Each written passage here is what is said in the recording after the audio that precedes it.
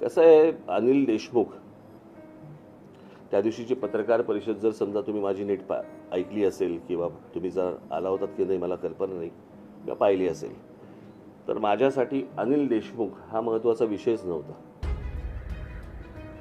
महत्त्वाचा विषय होता की मुकेश अंबानींच्या घराखाली पोलिसांनी बॉम्बची गाडी ठेवली. त्याची चौकशी होणार आहे का? उद्याने राजीनामा दिला, चौकशी सुरू झाली, मग नंतर तुम्ही विसरून गेलात, तुमच्या बातम्या बंद झाल्या, मग लोकांनी सगळ्याच विसरून जाणार. विषय तो नाहीये. विषय हा आहे की ती बॉम्बची गाडी पोलिसांनी ठेवली, ती कोणाच्या सांगण्यावरून ठेवली. मी त्या दिवशी म्हटलं की पोलीस कोणीतरी सांगितल्याशिवाय अशा प्रकारचं कृत्य करणार नाही. त्याच्यामुळे चौकशी ही अनिल देशमुखांची तर होईलच, पण चौकशी ती झाली पाहिजे की बॉम्बची गाडी ठेवली कोणी, जिलेटिन असलेली गाडी ठेवली कोणी. आपण तिसरीकडे चाललोय आणि दरवेळेच आहे. प्रत्येक वेळेला एखादा विषय ज्या वेळेला येतो मग त्याला फाटे फुटत जातात. म्हणजे मला एक मागच्या वेळेला मला सांगायचं राहून गेलं तुम्हाला. आमची एक परिचयाची व्यक्ती आहे, त्याला काहीतरी गाणं गायचा मूड येतो आणि मग ते गाणं गायला सुरुवात करतात. आणि गाणं गायला सुरुवात केली की मग ते तान देतात जोरात, आणि ती तान इतकी जाते, इतकी पुढे जाते, इतकी जाते, नंतर ते मूळ गाणं विसरतात आणि बाजूच्याला विचारतात कोणसा गाणं गात आता. मग आम्ही सांगायचं हे गाणं गाताय तुम्ही. अच्छा अच्छा, मग हे गाणं कळलं का? ते तुमचं सगळं असं चालू आहे सगळं आता, की मूळ विषय कुठचा निघतो तो नंतर कुठेतरी भरकडत भलतीकडेच जातो. आणि कशापासून सुरुवात झाली या गोष्टींची हे आपण बघतच नाही. काही सूचना मी ज्या काही त्यांना केल्या त्या मी फक्त आपल्यासमोर आणि आपल्या मार्फत जनतेसमोर मी वाचून दाखवतोय.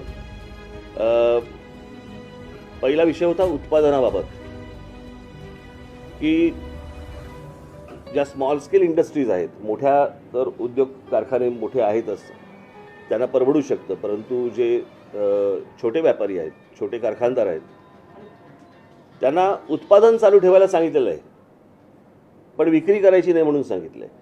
आता उत्पादन करून जर विक्री होणार नसेल तर ते उत्पादन कशासाठी करतील? आणि केलेलं उत्पादन त्यांनी ठेवायचं कुठे? आणि म्हणून मी त्यांना सांगितलं की आठवड्यातून ही जी दुकानं आहेत जिथे विक्री होऊ शकते, ही आठवड्यातून किमान 2 ते 3 दिवस ही तुम्ही किमान उघडी ठेवली पाहिजेत. जर ते उत्पादन करत असतील तर त्यांना याची विक्री पण झाली पाहिजे, तर त्या उत्पादनाला काहीतरी अर्थ आहे. आणि म्हणून हे जे सगळे छोटे व्यापारी आहेत यांना आठवड्यातून किमान 2 वेळा किंवा 3 वेळा तरी दुकानं उघडी ठेवण्यासाठी तुम्ही मुभा द्यावी. दुसरी सूचना होती म्हणजे बँकांची जबरदस्ती. या सगळ्या अख्ख्या दिवसांमध्ये व्यवसाय सगळे बंद आहेत, अनेक लोकांनी अनेक गोष्टी घेतलेल्या आहेत, बँकांचे हप्ते आहेत. आपण समजू शकतो की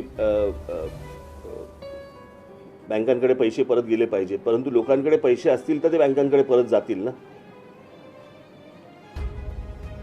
आणि त्याच्यामुळे सर्व ह्या ज्या काही बँका आहेत या सर्व बँकांशी राज्य सरकारने बोलून घ्यावं की ही जी कारण अनेक ठिकाणी आपल्याला असं दिसून येतं की हे सक्तीने वसूल केले जात आहेत. तर आता हे 30 मला असं वाटतं एप्रिलपर्यंत आहे ना, हे 30 एप्रिलपर्यंत आहे. तोपर्यंत लोकांनी काय करायचं, हप्ते कसे भरायचे, तर त्याबाबत तुम्ही बँकांना सूचना द्यावीत. तिसरा विषय होता वीज बिलासंदर्भामध्ये, की सरसकट लॉकडाऊन काळात वीज बिल माफ करणे.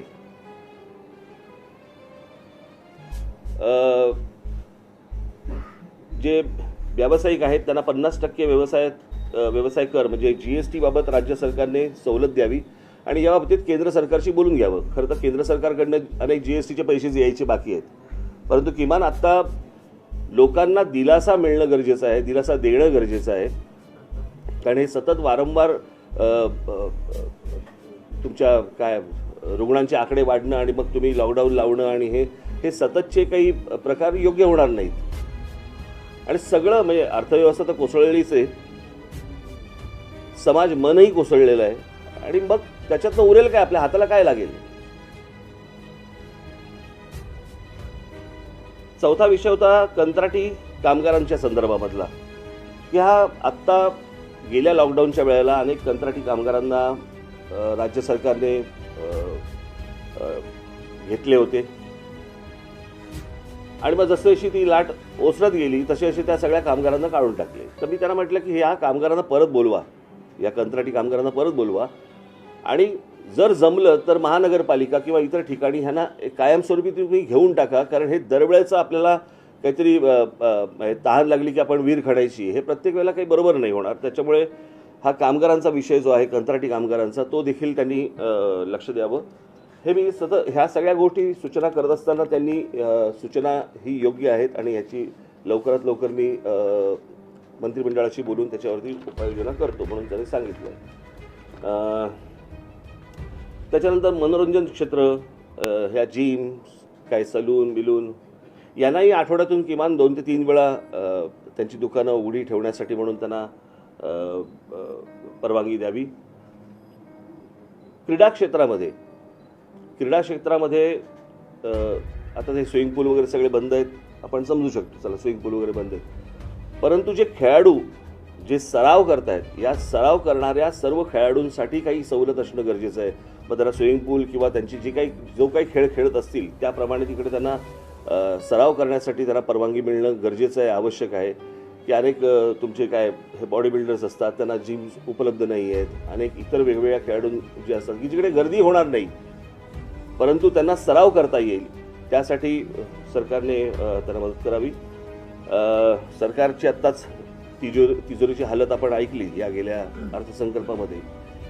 तरीही मी त्यांना एक सांगितलं, म्हटलं शेतकऱ्यांना या संपूर्ण काळामध्ये म्हटलं तुम्ही एक काही हमीभाव द्यावा राज्य सरकारने, कारण पुन्हा परत तो जर शेतकरी परत कोसळला तर पुन्हा अजून मोठं संकट आपल्यावरती येईल. शेवटची सूचना मी त्यांना केली होती शाळांच्या संदर्भामध्ये, की शाळा तर बंद आहेत परंतु शाळा ज्या फिया आकारतायत या तशाच आहेत. आणि जर समजा या शाळांना सांगितलं गेलं नाही की तुमच्या फिया आत्ता तुम्ही घेऊ नका किंवा काही अर्ध्या घ्या किंवा काही, एक तर मुलांचे वर्षाच्या वर्ष 1.5 वर्ष फुकट गेलेलं आहे. आता 10वी 12वीची परीक्षेला बसलेले आहेत. खरं तर ह्या 10वी 12वीच्या पोरांना प्रमोटच केले पाहिजेत. यांच्या परीक्षा न घेता यांना पुढे ढकलले पाहिजेत. कारण ते कोणत्या मानसिकतेमध्ये असतील, काय असतील, आपल्याला काही कल्पना नाही. ही सगळी लहान मुलं, आपल्याही आयुष्यामध्ये असं पहिल्यांदाच असं घडतंय आणि ते तर लहान आहेत पोरं. ती कुठून अभ्यास करणार आहेत, काय करणार आहेत, कशी 10वीच्या परीक्षा देणार आहेत, कशा 12वीच्या परीक्षा काय करणार आहेत, त्याचा काय रिझल्ट येणार आहे, काहीच माहीत नाही. आणि म्हणून मी राज्य सरकारला विनंती करेन की ह्या 10वी 12वीच्या ज्या मुलं आहेत यांना जसं खालच्या विद्यार्थ्यांना जसं प्रमोट करतात तसं 10वी 12वीच्या विद्यार्थ्यांना पुढे तुम्ही ढकलावं. त्याच्यामध्ये शाळा ज्या आहेत, शाळांमधले जे कर्मचारी आहेत, शाळांना पैसे येत नाही आहेत, उद्या शाळांमधले जे काही कर्मचारी आहेत ह्यांना शाळा पगार कुठून देणार आहे. सो जसा विद्यार्थ्यांचा विचार फियांच्या संदर्भामध्ये राज्य सरकारने करावा तसाच शाळांचा देखील विचार हा राज्य सरकारने केला पाहिजे. अशा काही महत्त्वाच्या सूचना मी काल मुख्यमंत्र्यांना केल्या आणि त्याच्यावरती त्यांच्याकडनं मला ऐकायला तरी मला गोष्ट पॉझिटिव्ह दिसली की ते याच्यावरती तात्काळ कारवाई करतील, या गोष्टीमध्ये लक्ष घालतील. राज्य सरकारमधल्या इतर मंत्र्यांशी बोलून त्याच्यामध्ये काही लोकांना सूट मिळेल अशी मला अपेक्षा आहे.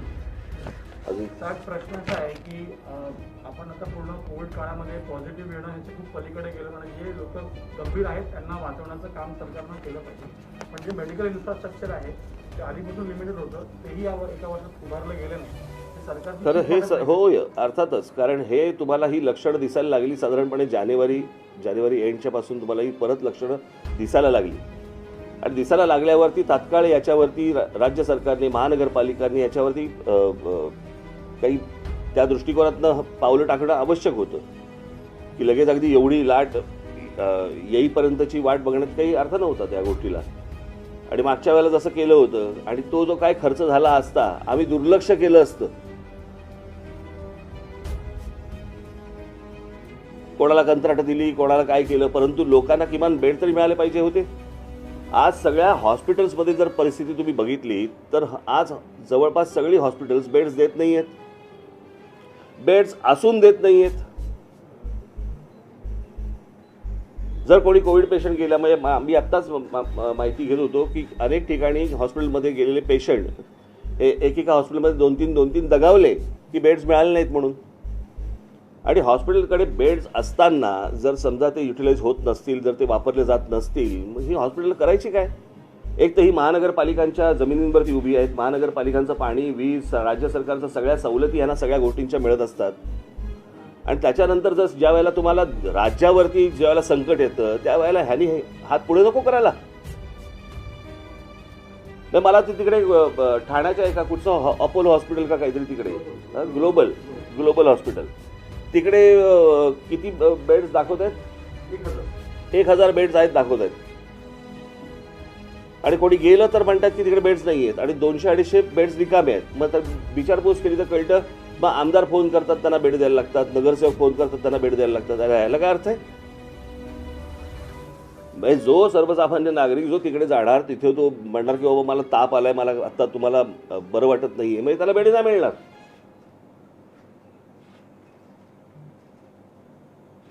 आणि राज्य सरकारने ह्या सगळ्या गोष्टी सक्तीने करणं गरजेचं आहे. नाही बघा, आता तुम्हाला आखुडशिंगी, बहुदुधी, कमी चारा खाणारी गाय अशी कधीच मिळत नाही. तुम्हाला कुठेतरी काहीतरी गोष्टींवरती थांबावंच लागतं. म्हणजे तुम्ही ट्युशन्स क्लासेसला दिलेल्या फिया बघायच्या आहेत का? उद्या तुमच्या डोक्यावर मुलांच्या मनावरती झालेल्या परिणामामुळे जर समजा कमी मार्क पडले तर त्याच्यानंतर परत बोंबलायचं. काहीतरी एक गोष्ट आपण बघितली पाहिजे ना. गेल्या वर्षभरात आपण काही शिकलो नाही असं वाटतं आपल्याला. राज्य सरकारने जी परिस्थिती गेल्या वेळेला होती, राज्य सरकार सुद्धा पूर्ण विसरलं की कोविड पुन्हा येऊ शकतो. नाही, नुसतं हा एकट्या राज्य सरकारवरती पण बोलून चालणार नाही. हा देशाचा विषय आहे. आज लाट इकडे आहे, उद्या लाट दुसरीकडे येईल, परवा लाट तिसरीकडे येईल, काही सांगता येत नाही. मला असं वाटतं की या आरोग्य या विषयावरती राज्य सरकारांनी सर्व आणि केंद्र सरकारने गांभीर्याने विचार करणं गरजेचं आहे की त्याच्यासाठीचं बजेटमधली तरतूद जी आहे ती देखील मोठ्या प्रमाणावरती येणं आवश्यक आहे. कोविड वॅक्सिनेशन केंद्र सरकार म्हणते की महाराष्ट्र, पंजाबमध्ये मोठ्या प्रमाणात कोविड पेशंटची संख्या वाढते. इतर राज्यांसंदर्भात काही धोका? मी मगाशी बोललो तो विषय, मी सुरुवातच त्याने केली. साहेब, कोविड वॅक्सिनेशनचं जर बघितलं गेलं आता देशामध्ये फक्त कोविशिल्ड आणि कोवॅक्सिनच आहे. मॉडर्ना, फायझर सारख्या ज्या इम्पॉर्टंट वॅक्सिन्स आहेत त्याला ट्रायल कम्प्लीट झालेलं आहे, त्यांना केंद्र सरकार परवानगी देत नाही. आता तर वॅक्सिनेशन वाढवलं पाहिजे, त्यांना परवानगी नाही दिली पाहिजे. ते मला इतक्या टेक्निकल गोष्टीमध्ये मला काही कल्पना नाही की केंद्र सरकारने का नाही म्हटलंय आणि बाकीच्यांना का हो म्हटलंय, मला याची कल्पना नाही. परंतु वॅक्सिनेशनची प्रोसेस वाढवणं मोठ्या प्रमाणावरती करणंही आवश्यक आहे, यामध्ये काही दुमत नाही. इसके पहले भी कई केसों में हमने देखा है, सुशांत का हो या आरुषि का केस हो, कई सारे केस में ऐसा ही हुआ, मुद्दा पटक गया. आपको लगता है कि एक केस में मुद्दा पूरा पटक गया है और जो क्या हुआ था म्हणजे सुशांतच्या केसमध्ये विचारतक सुशांतने आत्महत्या केली आणि जेलमध्ये गेला अर्णव. आता कशाचा कशाला काही संबंध आहे का मला जरा सांगा. ते तसंच झालं, ही वेगळी ताण लावलीत ना तुम्ही, त्याच्यामुळे मूळ मुद्दा गेला. पण एनआयए म्हणते की तपास योग्य दिशेला आहे. आता हत्येचा आणि ह्या फोटोपट होण्याचा प्रकरण बाहेर घेण्याशी मतलब आहे, बाहेर यावं. एक सरकार जे आहे मागील 6 वर्षापासून आपण पाहतोय 2 मंत्र्यांना राजीनामा द्यावे लागले, अनेक प्रकरणं समोर आली, बदनामी झाली, म्हणून कामापेक्षा बदनामीमध्ये गुंतून राहिल्यासारखं आपल्याला वाटतं. मला काल एक फार चांगला कुठेतरी विनोद पाठवला की उद्धव ठाकरेंच्या हातामध्ये राज्य आलंय का त्यांच्यावरती राज्य आलंय.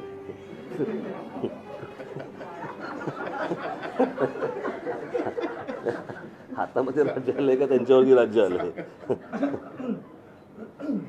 सर, आता 30 तारखेपर्यंत हे कठोर निर्बंध आहेत, परंतु शासनानं ते फ्लेक्झिबल ठेवले आहेत वाटलं तर ते कदाचित मध्ये कडक करू शकतात किंवा त्याच्यात काही शिथिलता आणू शकतात. जर याच्यापेक्षा निर्बंध कठोर झाले तर तुम्ही दिलेला पाठिंबा काढून घेणार या कठोर निर्बंधांना? नाही, मला कळलं नाही सर. 30 एप्रिलपर्यंत हे सगळे नियम लागू आहेत, पण शासनानं हे नियम फ्लेक्झिबल ठेवले आहेत. ते त्यांना वाटलं तर ते याच्यापेक्षा कठोर करू शकतात. मागच्या वेळेला जेव्हा लॉकडाऊन झाला त्यावेळेला लोकांनी हा लॉकडाऊन अंदाज नाही आला, परंतु पोलीस आणि इतर सगळ्या गोष्टींच्या सक्तीनंतर तो बराचसा पाळला गेला, बऱ्यापैकी पाळला गेला. आत्ता लोकांना या सगळ्या गोष्टींची नीट जाणीव झाली की हे जर समजा पाळलं नाही गेलं, पुन्हा कठोर जर समजा लॉकडाऊन आला तर अजून आपल्याला त्रास होईल. त्याच्यामुळे सर्वच जण नीट लॉकडाऊन पाळतील अशी मला तरी आता आशा वाटते. हां,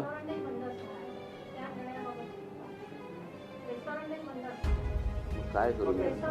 मग काय करू मी?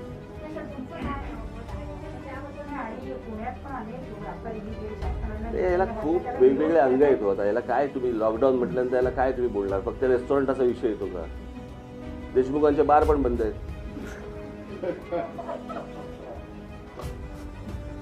सरकार गृहमंत्री अनिल देशमुखांचा डिपेंड करायला शरद पवार साहेब समोर येतात, पत्रकार परिषदात येतात, त्यांचं समजून लागतं आणि आता पुन्हा त्यांना आता राजीनामा द्यावा लागतो. नैतिकतेचा मुद्दा असतो. त्यांची नैतिकता उशिरा सुचली आहे का? आणि एकंदरीत शरद पवारांचं हे अपयश आहे. कसलं अपयश याच्यामध्ये? त्यांनी राजीनामा दिला तर नाही, कसं आहे, या सगळ्या याच्यामध्ये तुम्ही थोडासा वेळ देणं पण गरजेचं आहे की एक काय तो कोण कमिशनर होता? परमबीर सिंग यांना 100 कोटीचा साक्षात्कार त्यांना काढल्यावरती का झाला? आणि समजा काढलं नसतं तर ते ही गोष्ट बोलली असते का? तर ती गोष्ट तपासून घेणं पण तितकीच गरजेची आहे. पण ते जे बोलले की तुम्ही बारमध्ये आणि रेस्टॉरंटमध्ये जाऊन तुम्ही पैसे गोळा करा, लांछनास्पद आहे. बदल्यांचाही बाजार केला गेला. स्वतः ते केला. अहो, तुम्ही आता काही नवीन पत्रकार आहात का? हे बदल्यांचे बाजार होतातच ना. एकदा मंत्रालयामध्ये जर समजा तुम्ही कान दिलेत, आता मला फार बोलायला पण तुमच्याबद्दल लावू नका. तुमचेही अनेक लोक तिकडे असतात बदले घेऊन.